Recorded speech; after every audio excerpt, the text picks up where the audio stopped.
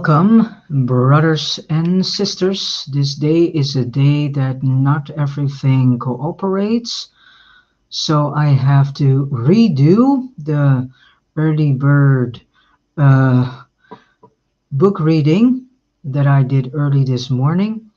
So I do it again. Now there is a voice with it. When I downloaded the version, I saw that there was no sound added to it. So again, we do again this book reading, and the same was, by the way, happening in and with the Dutch version that I did this morning. So let us start with paper 53, all about the Lucifer Rebellion. We will go through the leaders of the rebellion and the causes of the rebellion, and we end with the Lucifer Manifesto. And let us start and go to another screen so you can all read along with me. Okay. Paper 53, the Lucifer Rebellion. Paper 53 is part of the second book of the Urantia book, which is all based about the local universe and its creation and administration. So that is where this paper is located. Lucifer was a brilliant primary Lanonandic son of Nebadon. He had experienced service in many systems, had been a high counselor of his group, and was distinguished for wisdom, sagacity, and efficiency. Lucifer was number 37 of his order, and when commissioned by the Melchizedeks, he was designated as one of the 100 most able and brilliant personalities in more than 700,000 of his kind.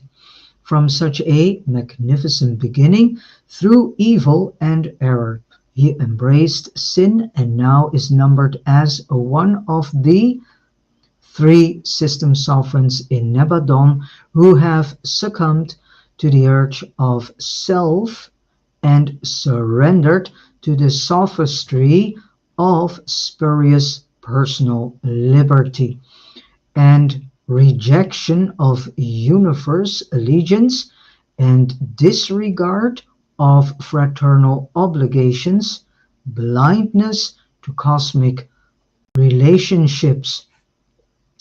And here it says, so, to the urge of self, and surrendered to the sophistry of spurious personal liberty. Here we can see where the root is being laid in this whole idea of self-discovering, self-examination, everything that is based on self. We see that the world leaders that we are dealing with today as well, all those leaders whom are running corporations, big organizations, institutions, and so on, that they are in this sophistry of spurious personal liberty and in the urge of self, and they have all disregarded fraternal obligations, and all of them became blind to cosmic relationships. We see this nowadays completely played out in the world leaders of today. In the universe of Nebadon, the domain of Christ Michael, there are 10,000 systems of inhabited worlds. In all the history of Lanonandic sons, in all their work throughout these thousands of systems, and at the universe headquarters, only 3 system sovereigns have ever been found in contempt of the government of the Creator's Son. Section 1, the leaders of the rebellion. Lucifer was not an ascendant being, he was a created son of the local universe, and of him it was said, "You were perfect in all your ways from the day you were created, till unrighteousness was found in you." Many times had he, Lucifer, been in council with the Most Highs of Edensia, and Edensia is the headquarters of our constellation Norlatia Dec. And Lucifer reigned upon the so-called Holy Mountain of God, the administrative mound of Jerusalem, and Jerusalem is the headquarters of our local system Satania. For he, Lucifer, was the chief executive of a great system of 607 inhabited worlds. Lucifer was a magnificent being, a brilliant personality. He stood next to the Most High Fathers of the constellations in the direct line of universe authority. Notwithstanding Lucifer's transgression, subordinate intelligences refrained from showing him disrespect and disdain prior to Michael's bestowal on Urantia. Even the archangel of Michael, there never has been a archangel Michael. That doesn't exist. What exists is an archangel of Michael. At the time of Moses' resurrection, did not bring against him an accusing judgment, but simply said, "The judge rebuke you." Judgment in such matters belongs to the ancients of days, the rulers of the super universe. Lucifer is now the fallen and deposed sovereign of Satania. Self-contemplation is most disastrous. So self-contemplation is in actuality looking too deep in your heart. Even to the exalted personalities of the celestial world. Of Lucifer it was said, "Your heart was lifted up because of your beauty. You corrupted your wisdom because of your brightness." Your olden prophet saw his sad state when he wrote, "How are you fallen from heaven, O Lucifer, son of the morning? How are you cast down, you who dare to confuse the worlds?" Very little was heard of Lucifer on Urantia, owing to the fact that he assigned his first lieutenant, Satan, to advocate his cause on your planet. Satan was a member of the same primary group of Lanonandex, but had never functioned as a system sovereign. He entered fully into the Lucifer insurrection. The so-called devil that is mentioned in old books and texts and the Bible is none other than Caligastia, the deposed planetary prince of Urantia, and a son of the secondary order of the Lanonandex, and whom they are we will later on discover. At the time Michael was on Urantia in the flesh, Lucifer, Satan, and Caligastia were leagued together to effect the miscarriage of his bestowal mission, but they signally failed. Thankfully, because if they would have succeeded, wow, then this world was probably entered into full darkness. Abaddon was the chief of the staff of Caligastia. He followed his master into rebellion and has ever since acted as chief executive of the Urantia rebels. Now we also get to know who Beelzebub was and why he knew Jesus. Beelzebub was the leader of the disloyal Midway creatures who allied themselves with the forces of the traitorous Caligastia, and whom the Midwayers are will be mentioned on a later time. In actuality, if you go to the video section of this channel, you can find an already pre-recorded video about the Midwayers. The dragon eventually became the symbolic representation of all these evil personages. Upon the triumph of Michael, Gabriel came down from Salvington and bound the dragon, and thus bound all these rebel leaders for an age. Of the Jerusalem Seraphic rebels, it is written, and the angels who kept not their first estate, but left their own habitation, he has reserved in sure chains of darkness to the judgment of the great day. And Salvington is the world where the Paradise Creator Son resides. It is part of this local universe Nebadon. Section 2, the causes of rebellion. Lucifer and his first assistant Satan had reigned on Jerusalem for more than 500,000 years. That's quite a time. When in their hearts they began to array themselves against the Universal Father and his then vicegerent son Michael. There were no peculiar or special conditions in the system of Satania which suggested or favored rebellion. It is our belief and our reverse to the authors of this information.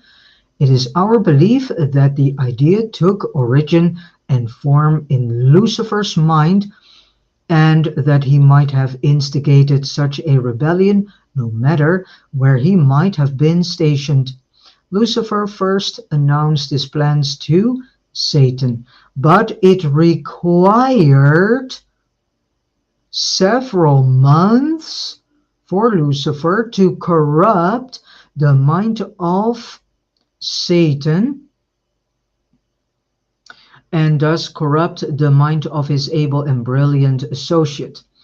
So Lucifer needed several months to have the mind of Satan, his brilliant associate, completely poisoned in such a way that the mindset of Satan was in alignment with the mindset of Lucifer himself. However, when once converted to the rebel theories, Satan became a bold and earnest advocate of self-assertion and liberty. And this self-assertion is still there in the hearts of all these world leaders that this planet has known, and especially those of the last 100 years, in which we truly can discover self-assertion and a rebelliousness against the universe and against the creator and source of the living light and life itself.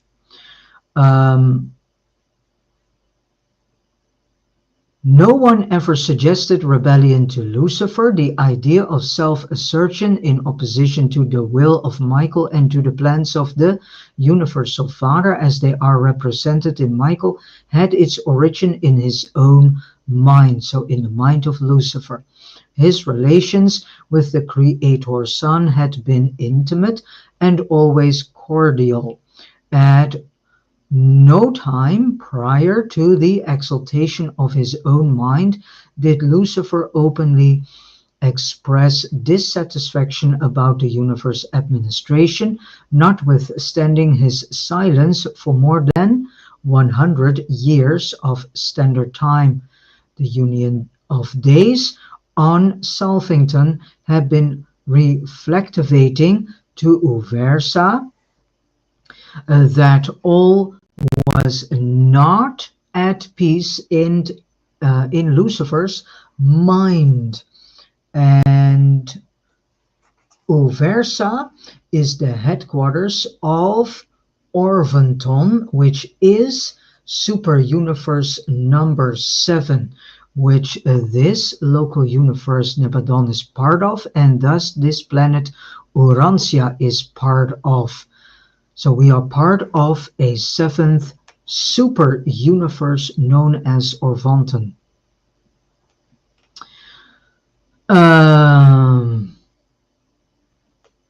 This information was also communicated to the Creator's Son and the constellation fathers of Norletia Dek. Throughout this period, Lucifer became increasingly critical of the entire plan of universe administration, but always professed wholehearted loyalty to the supreme rulers. His first outspoken disloyalty was manifested on the occasion of a visit of Gabriel to Jerusalem just a few days before the open proclamation of the Lucifer Declaration of Liberty.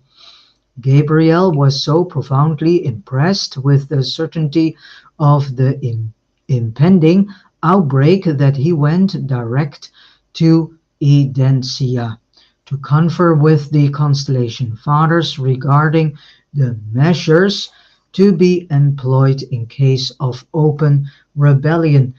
And Edencia is the headquarters of this constellation, Norletia Dek.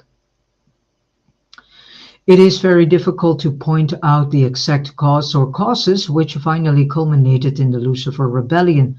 We, the authors of this information, are certain of only one thing, and that is, whatever these first beginnings were, they had their origin in Lucifer's mind.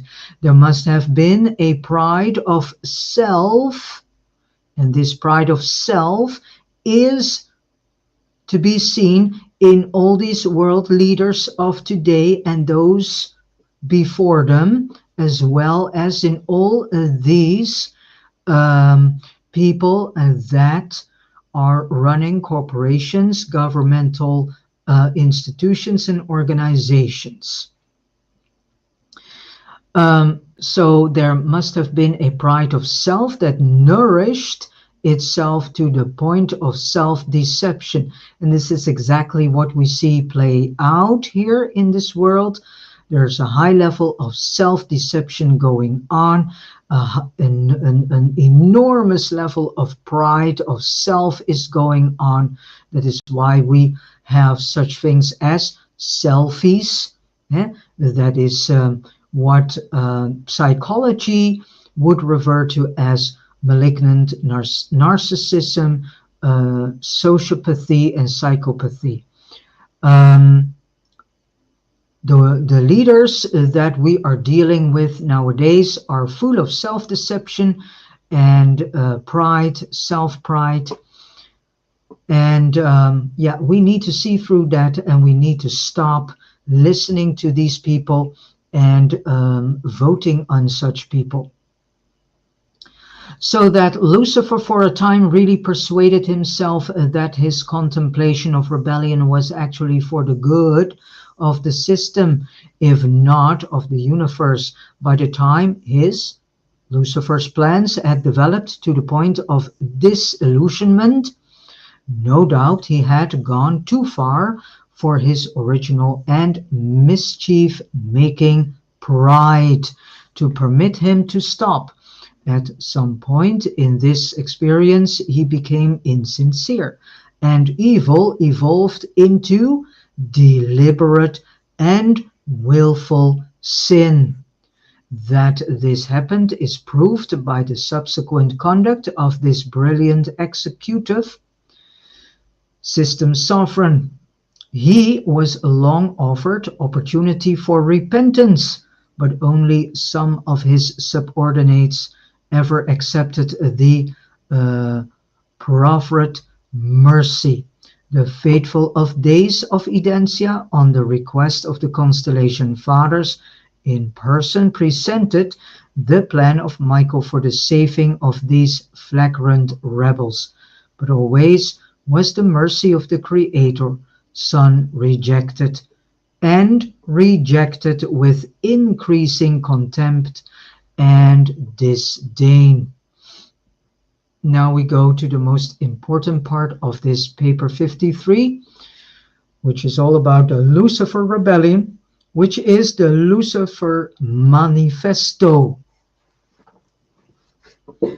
And we see that this Lucifer Manifesto is still rippling forth through the human collective. Whatever the early origins of trouble in the hearts of Lucifer and Satan, the final outbreak took form as the Lucifer Declaration of Liberty. The cause of the rebels was stated under three heads. 1. The reality of the Universal Father. Lucifer charged that the Universal Father did not really exist, that physical gravity and space energy were inherent in the universe, and that the Father was a myth invented by the Paradise Sons to enable them to maintain the rule of the universes in the Father's name. Lucifer denied that personality was a gift of the Universal Father. Lucifer even intimated that the finalizers were in collusion with the Paradise Sons to foist fraud upon all creation, since they never brought back a very clear-cut idea of the Father's actual personality as it is discernible on Paradise. So Lucifer never saw a proof about the personality of the Paradise Father, to us morally known as God the Heavenly Father. And because of this, Lucifer made himself think that God didn't exist. And so Lucifer thought that